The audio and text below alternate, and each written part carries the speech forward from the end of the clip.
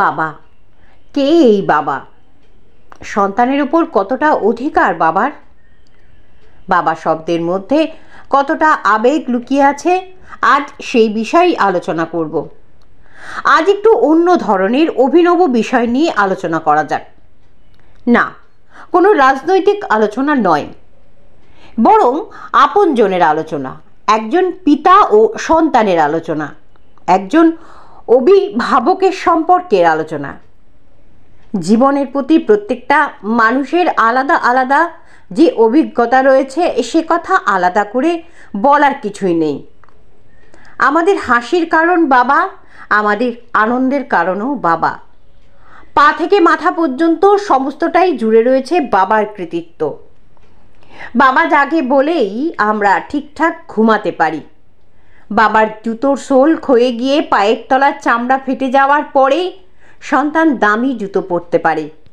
বাবার জামা জায়গায় জায়গায় সেলাই, কিন্তু সন্তানের জন্য সর্বদাই নতুন জামা।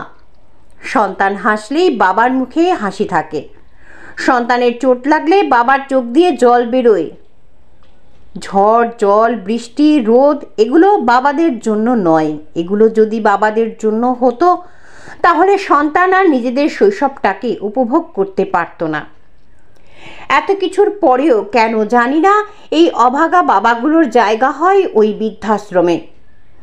এই অভাগা বাবাগুলোর জন্যই দুটো লাইন মনে পড়ে গেল। তোমার আঙুল ধরে আমার প্রথম জগৎ চেনা, আমার স্বপ্ন পূরণ করতে তোমার হাজার হাজার দেনা, আমার হাসি বজায় রাখতে তোমার জীবন শেষ। কোথাও গিয়ে দিনের শেষেই তুমি নিরুদ্দেশ।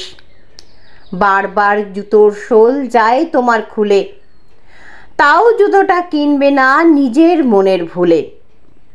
জীবনটা কেটে গেল দায়িত্বের ভরে, অবশেষে ঠিকানা তোমার বৃদ্ধাশ্রমের ঘরে। আমার বাংলা নিউজ।